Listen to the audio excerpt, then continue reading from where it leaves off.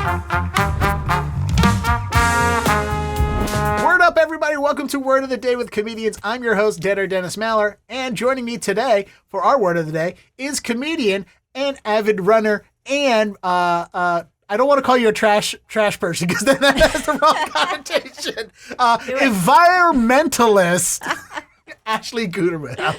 Oh, my goodness. Thank you. What an introduction. I like trash person. I think that's good. Well, for those who don't know, are we still in the streak, or did the twisted ankle a month or so ago lose the streak? Oh, of course. Still have the streak. Okay. And that streak is she runs every day and picks up as much trash as she possibly can while running. And I think do you know where are we up to on this? Because it is quite impressive. So I've ran for 2,569 days, which is just over 7 years without missing a day, no matter what. I've really hurt ankles. I've broken toes. Recently, I've broken a toe on one foot, and then 2 weeks later, broke another toe on the other foot. Balance it out. How are you breaking toes?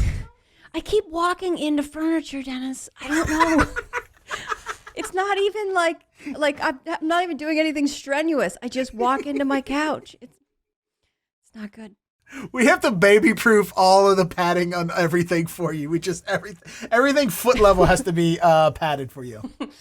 Yeah. So it's been a long time, and so I used to run 4 miles every day, no matter what, and I ran out of time. So now I do 30 minutes, as many miles as I can get in 30 minutes, and pick up trash, which is usually about a pound of trash in 3 miles.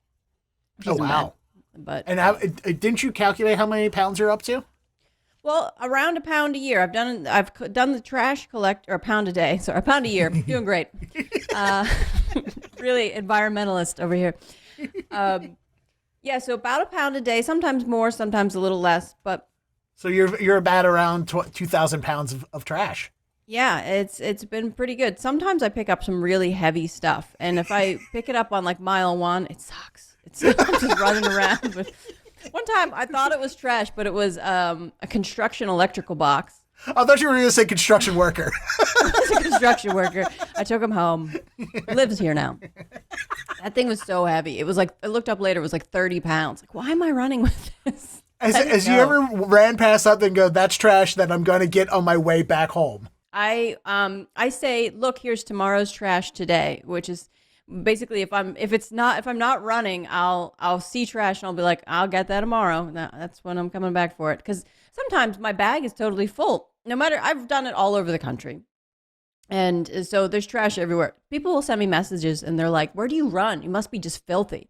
And I'm like, no, my eyes are just like, I see it everywhere now. And if people paid attention to it, they would see it too. Your eyes just don't filter it out anymore.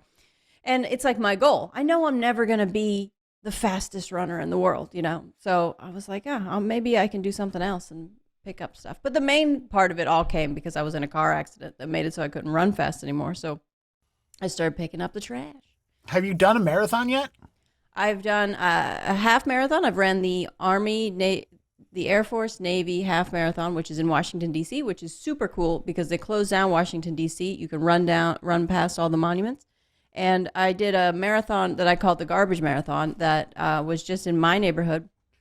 I didn't pay anything for it. That's what I like the most about it. It was free.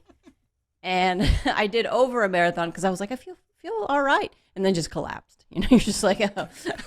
Which, by the way, you should collapse after a marathon because they literally named an event after what a person did is famous for dying from. Like he ran 26.1 miles, said a word, and died. That's like if we honored Mary Carey by juggling plutonium rods. That's well, it's amazing now because a lot of marathons have these fun like themes. It'll be like hot chocolate marathon or Coors Light marathon. And you're like, this can't be that hard anymore.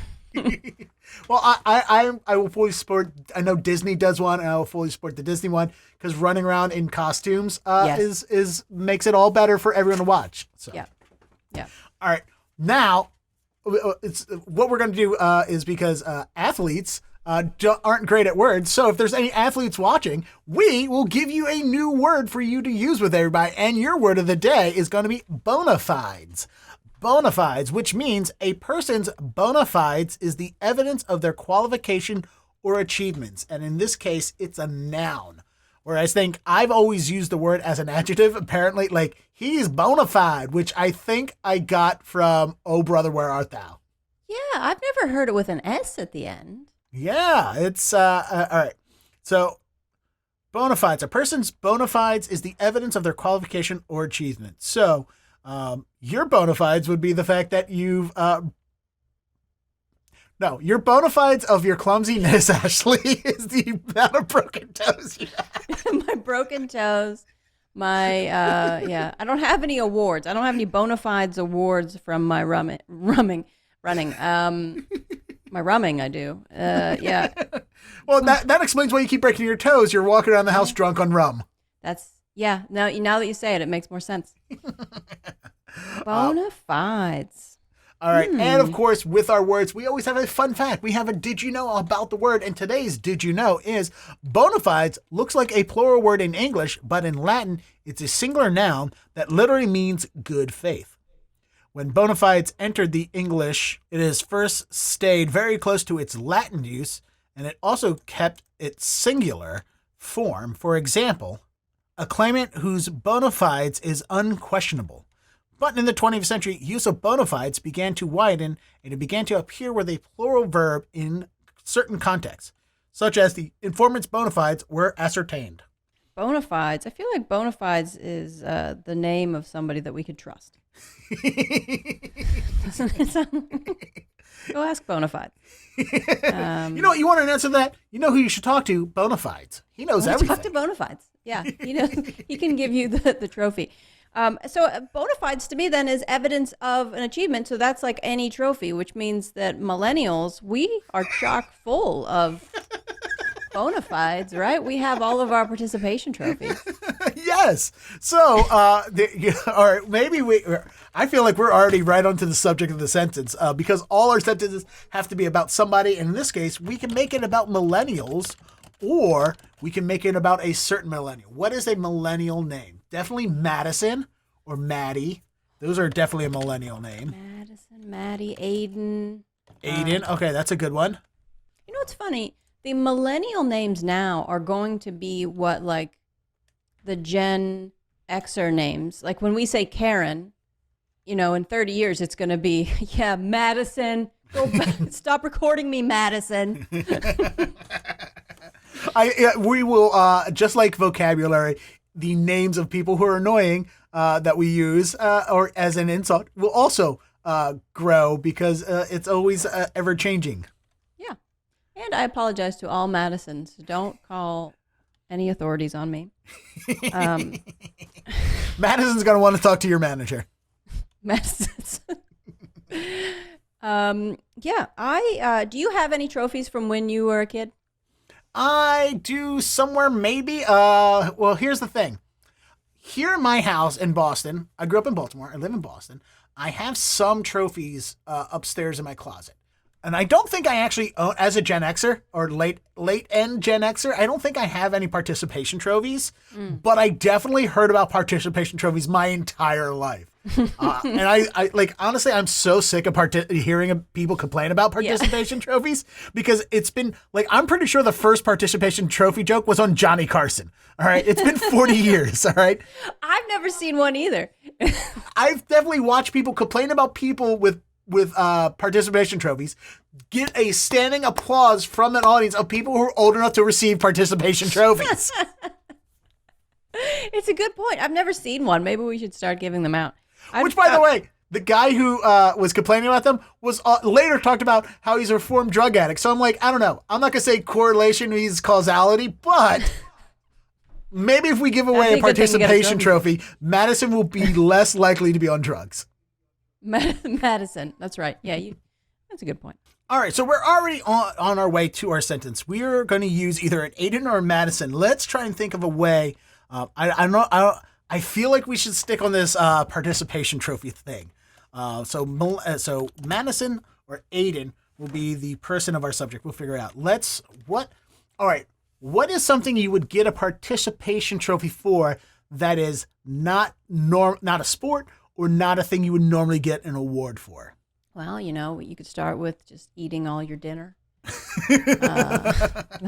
That's one that you wouldn't want to. Successfully washing your hands. But I am. I feel like washing our hands are so much more on our brains now because of COVID. It's true. It's true. Drinking the recommended amount of water in a day. Hydrating. Using an entire tube of chapstick. Without losing it, yes. Oh, which, by the way, I will brag about doing. I have actually used a tube of chapstick, lost it, found it, and then used it to its end. Nice. See, you got to follow through.